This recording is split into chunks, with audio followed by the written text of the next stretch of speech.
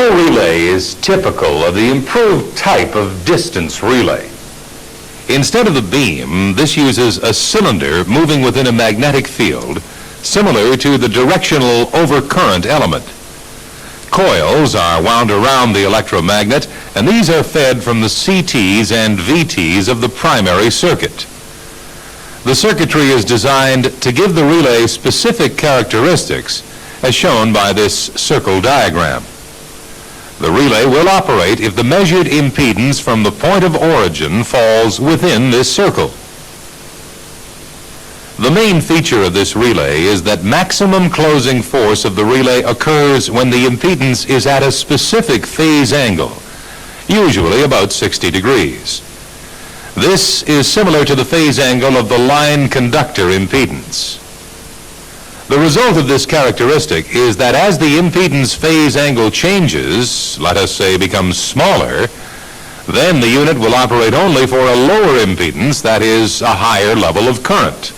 This means that it is less susceptible to incorrect operation due to the load impedance, which can cause the relay's impedance to have a very low phase angle down here.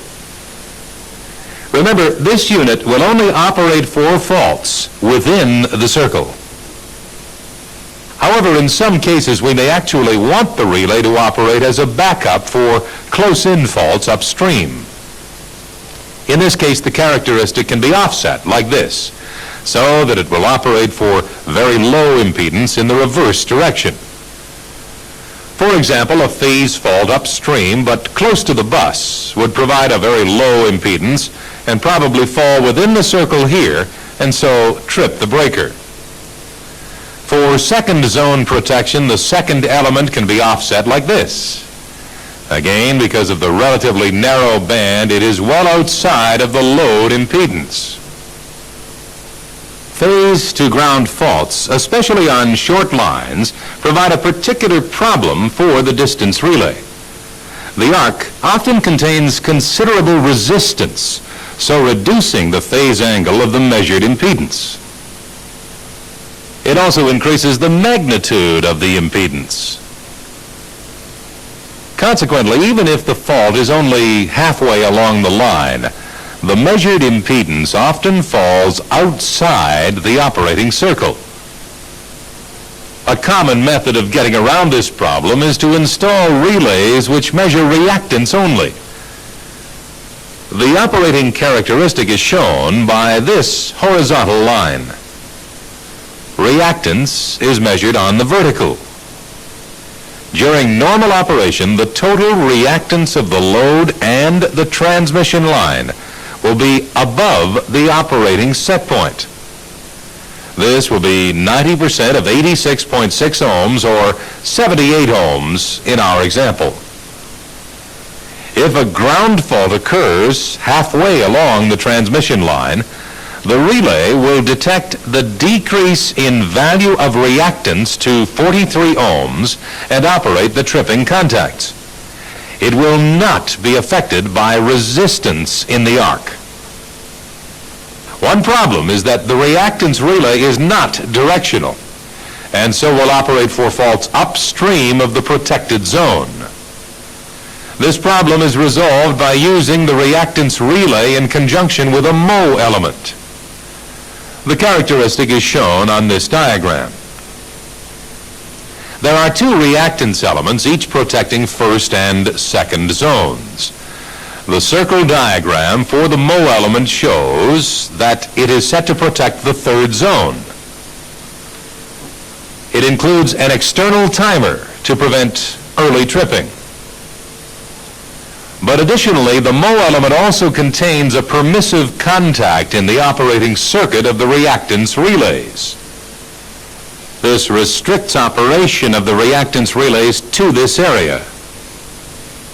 The permissive contact will only close when the impedance falls within the circle. If the fault is upstream, the reactance relay will operate. But its tripping circuit will be incomplete because the Mo relay will not have operated and the permissive contacts remain open. Because of this, the MO unit is often referred to as the starting unit, since it must operate before other units in the relay can trip out the circuit. Distance relays of the solid state type are designed with yet other variations in operating characteristics.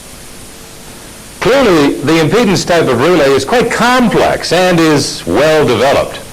It has many desirable characteristics for application on the transmission system, as we shall see in future videotapes. Now, the types that we have been discussing are the most common. If you want further details, you can always refer to our video program on test and calibration of specific relays. An important feature of the distance relay is the provision of zone protection, generally 3 zones. This allows us to provide backup. Generally speaking, the first element protects the primary zone, as shown here, by opening the first breaker, breaker A. The second element provides local backup in case the first element fails to operate. That is, it would trip breaker A after a short time delay. The second element also provides remote backup in the case of a fault on bus B or out on line 2. This would only operate and trip out breaker A in case the primary protection at bus B failed to operate. Similarly, Zone 3 protection is provided as remote backup for faults along the remainder of transmission line 2 and on into line 3. Also, for protection of line 1, a set of distance relays will be installed at bus B looking towards A. The first zone elements overlap, and a fault occurring within this zone would cause the instantaneous operation of both relays and the opening of both breakers. Now, for a fault in the last 10% of line 1, breaker B trips instantaneously, but we would have to wait for zone 2 clearing at A. Remember, remote backup will isolate a greater part of the system and perhaps cause outage to a greater number of customers. Also, there may be more damage and system shock. In this context, intertripping using various communication channels could be used. We'll discuss this in future tapes. Nowadays, more emphasis is being placed on local backup. Several types of protection are provided for each zone, and frequently a duplicate, so-called redundant installation of identical relays is provided. This would be fed by separate CTs and a separate source of DC tripping current. This in turn will be fed to separate tripping coils within the breakers.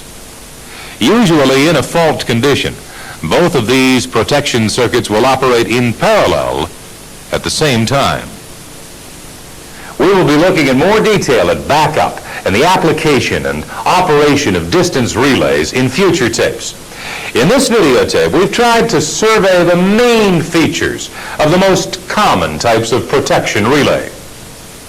Of course, there are other types of relays, such as frequency relays, negative phase sequence relays, as well as many others which we have yet to discuss.